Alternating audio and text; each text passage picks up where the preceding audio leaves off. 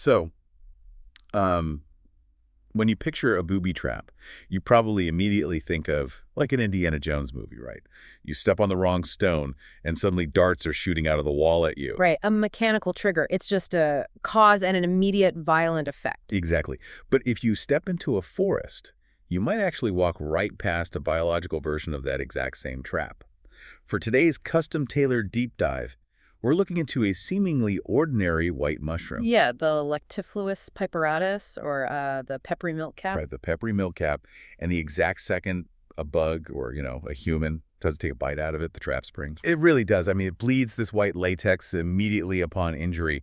But what's truly remarkable here is the fast-acting chemistry happening inside that liquid. Yeah, looking at the sources, they describe this chemical reaction almost like a biological glow stick. Oh, that is a perfect way to visualize it, because inside the mushroom's intact cells, you have these completely inert fatty acid esters, specifically a harmless compound called steroylvolutonyl. Okay, so totally harmless until you break it. Exactly. The moment the cellular glass, so to speak, breaks from a bite, enzymes instantly mix with those inert chemicals, and in seconds, they react to manufacture highly caustic dialdehydes. Like isovelleral. Right, isovelleral. So the physical act of biting it actively manufactures the poison in real time. That's wild. But people call it the peppery milkcap. Mm. So how does a chemical defense like that actually feel compared to, say, eating a hot jalapeno?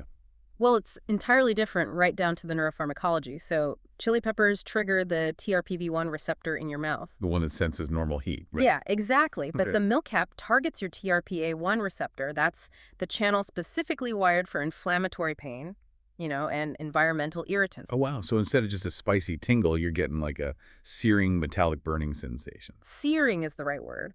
And the bizarre part is that while it blasts that inflammatory pain receptor, the actual chemical shape of isovelleral fits into and blocks the normal chili pepper receptor. Wait, really? It actually blocks it? It does, yeah. It's totally counterintuitive. Okay, well, definitely making a mental note for anyone listening right now. If you ever find one of these in the wild, absolutely do not touch your eyes. No, definitely not. But pushing away bugs with searing heat is like only half of what this mushroom does. Underneath the soil, it's actually forming symbiotic relationships with beech and oak trees. It is, yeah. It does this by secreting auxins directly into the soil. And auxins are plant growth hormones. Wait, auxins are strictly plant hormones. Why would a fungus expend the energy to manufacture hormones for a completely different species? Well, it seems wasteful, but it's actually a highly calculated investment. By pumping out those plant hormones, the fungus artificially forces the host tree to rapidly expand its root system. Oh, I see.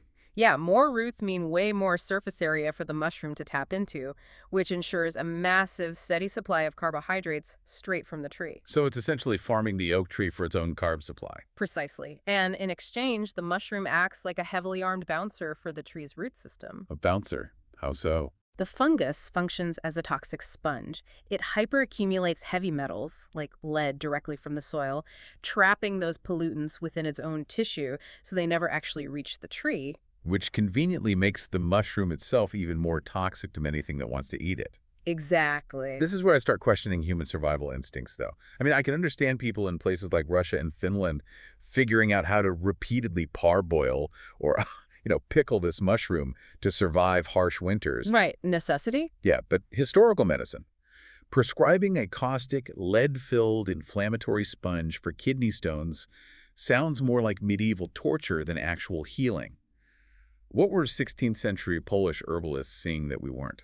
Well, they were capitalizing on the mushroom's extreme chemical profile. Despite the intense heat, it is incredibly high in potassium and acts as a very powerful diuretic. Oh, so it really flushes you out. Yeah, in an era before modern surgery, forcing the urinary tract to aggressively flush was really one of the few ways to pass a kidney stone. Okay, so it was a brutal but effective mechanical flush. Yes, and actually, modern science is validating the medicinal use of this mushroom today, just not for kidney stones.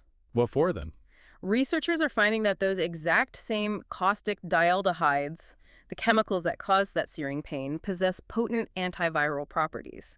They've shown specific effectiveness in breaking down viral warts. Because the compound is so aggressive at destroying invading cells. Exactly. It turns out that a chemical designed to violently deter predators is surprisingly good at attacking viruses. So just to recap for you listening, we have a mushroom that acts as a real-time chemical weapon, farms oak trees by hacking their hormones, and serves as a lead-absorbing soil filter. It's quite the resume. It really is. But the craziest part of all this is where the science is heading next.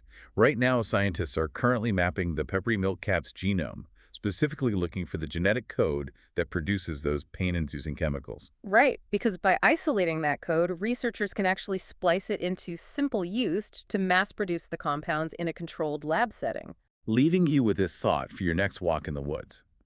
By understanding exactly how this mushroom triggers and manipulates our body's inflammatory pain channels, scientists think it could hold the blueprint for an entirely new generation of non-opioid painkillers. It's amazing. Yeah, the most irritating, painful mushroom in the forest might just hold the key to curing pain itself.